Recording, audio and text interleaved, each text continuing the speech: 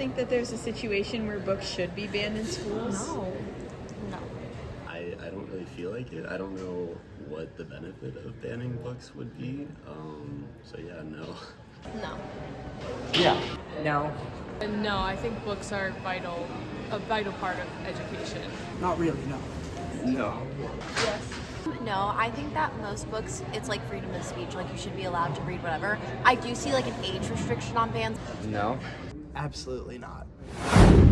Hi, welcome to our consciousness raising group video. Book banning has occurred in every single state, with recent reports of 6,870 total banned books in the 2024-2025 school year. As the goal of our consciousness raising project, we sought to become more aware of the narratives pushed by the media through the censorship of experiences of people of color, women, and the LGBTQ+ community, especially through banning books. We define censorship as the purposeful limitation of available knowledge by institutions that have power over the information we consume. We believe that as students, it is our responsibility to become more alert to how media censorship impacts academia, as well as our responsibility to our fellow humans to be open-minded and well-educated on the sufferings of others. As feminists, we see the censorship of media promotes the erasure of diverse, interesting, and illuminating perspectives that can enrich our own lives and the lives of others. Hello, my name is Nadia Jacobs. I am from a small rural town just north of Ann Arbor called Pinckney, Michigan. I am a freshman here at the university, and my major is ecology and evolutionary biology. In week one, the first topic our consciousness group focused on was intersectionality in relation to the banning of books and media.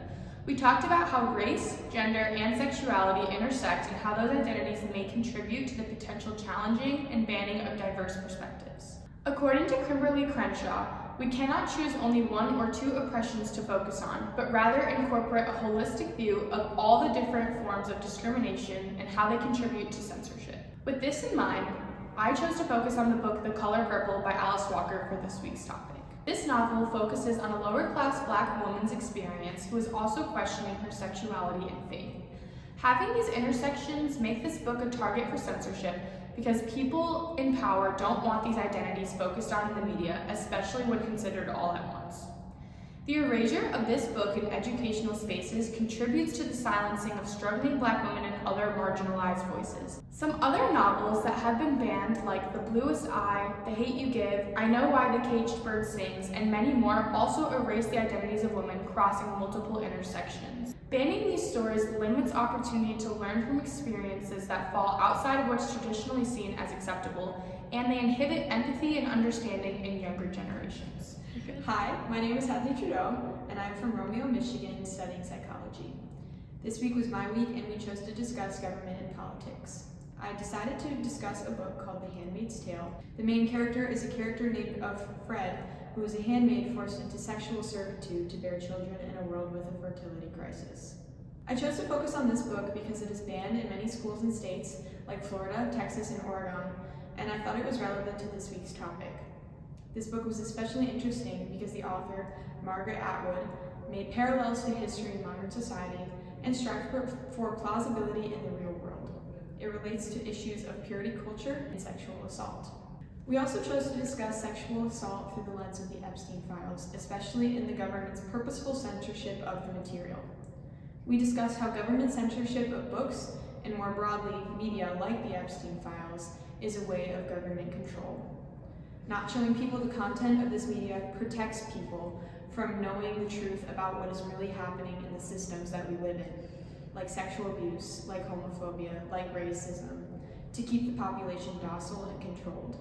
This is why it's advantageous for people with important, cushy roles in society to ban books and media that would anger or reveal the truth about what really goes on in these broad systems. We especially discussed topics in the Mohanty reading about capitalism because we theorize that governmental control stems from capitalism, which exacerbates racist, patriarchal control over its people, which we believe is a root cause of book banning. We also thought it was relevant to acknowledge her idea that all innovations that are collective, like libraries or public schools, is the opposite of private property and thus anti-capitalist.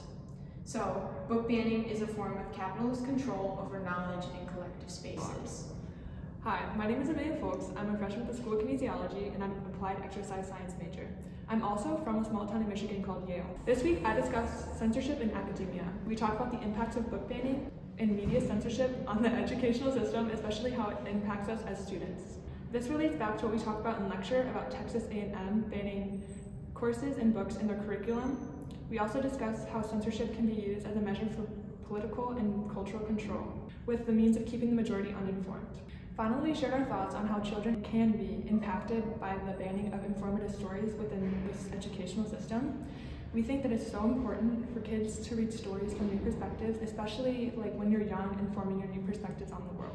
Our main takeaway was how knowledge is power and how the banning of books mainly impacts marginalized communities who rely on free access to books through public libraries and schools. To prepare for this week, I read The Book Thief by Mark Zusak. This book has many controversial themes that may have caused it to be banned. It questions religion, it rejects traditional gender roles, it expresses the power of words, and the resilience of the human spirit. Other banned books from this topic include 1987, Fahrenheit 451, The Giver, and more. Hi, my name is Isabella Lindblade. I'm a freshman from a small town in Michigan called Pinckney, the same town as my group member Nadia, and I'm studying psychology with an interest in pre-med. We examined this week's topics through the lens of queer politics, specifically on how queer politics fights against heteronormativity. We tied the banning of books that contain queer themes or identities to heteronormativity, as banning these books erases queer identities and relationships and pushes forward heterosexuality or heterosexual relationships. The book we talked about this week was The Perks of Being a Wallflower. This book follows the main character Charlie as he enters high school while dealing with 2 traumatic deaths and the stress of entering high school.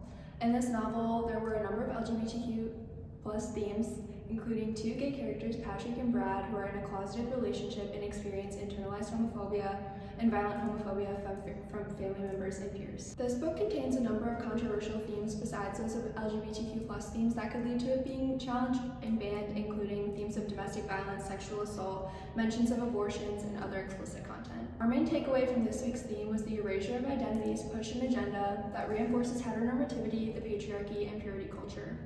Other banned books with queer themes or identities are Gender Queer by Maya Kobabe, All Boys Aren't Blue by George M. Johnson, Last Night at the Telegraph Club by Melinda Lowe, Being Jazz by Jazz Jennings. Here are some of our key takeaways.